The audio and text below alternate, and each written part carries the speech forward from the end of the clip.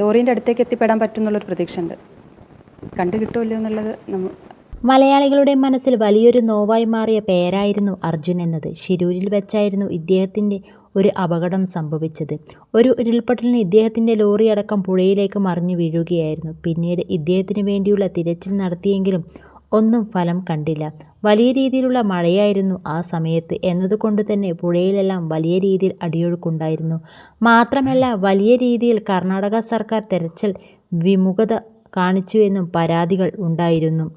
ഇപ്പോൾ അർജുൻ മരം കൊണ്ടുപോയിരുന്ന ട്രക്ക് കണ്ടെത്തിയിരിക്കുകയാണ് എന്നാണ് സ്ഥിരീകരണം വന്നിരിക്കുന്നത്. കാർവാർ MLA സതീഷ് കൃഷ്ണ സെയിൽ ആണ് ഈ കാര്യം ഇപ്പോൾ അറിയിച്ചിരിക്കുന്നത്. ലോറിയുടെ ഭാഗങ്ങൾ കണ്ടെത്തിയെന്നാണ് ഇദ്ദേഹം പറയുന്നത്. ഉടൻ തന്നെ അത് പുറത്തെടുക്കും എന്നാണ് ഇദ്ദേഹം പറയുന്നത്. 15 അടി താഴ്ചയിലാണ് ലോറി ഉള്ളത് എന്നാണ് പറയപ്പെടുന്നത്. പുഴയുടെ അടിത്തട്ടിലാണ് ലോറി ഉള്ളത് എന്നാണ് MLA പറഞ്ഞിരിക്കുന്നത്.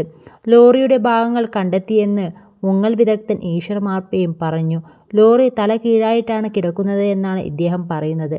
ട്രഡ്ജർ ഈ ഭാഗത്തേക്ക് അടുപ്പിച്ചിട്ടുണ്ട്. ക്യാമറയുമായി പുഴയിലേക്ക് ഇറങ്ങുന്നുവെന്നാണ് ഇദ്ദേഹം അറിയിച്ചിരിക്കുന്നത്. CP4 മാർക്കിംഗ് നിന്നും 30 മീറ്റർ അകലെയാണ് 15 അടി താഴ്ചയിൽ ലോറിയുടെ ഭാഗങ്ങൾ കണ്ടെത്തിയിട്ടുള്ളത്.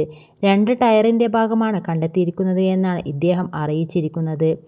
എന്നാൽ ഇതുതന്നെയാണോ ലോറി എന്ന് പറയാനായിട്ടില്ല എന്നാണ് ലോറി ഉടമ മനാഫ് പറയുന്നത്.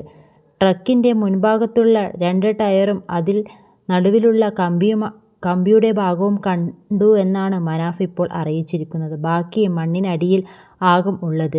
ലോറി തല കീഴായി കിടക്കുന്ന നിലയിലാണ് ഉള്ളത് എന്നാണ് ഇപ്പോൾ അറിയാൻ കഴിയുന്ന വിവരം.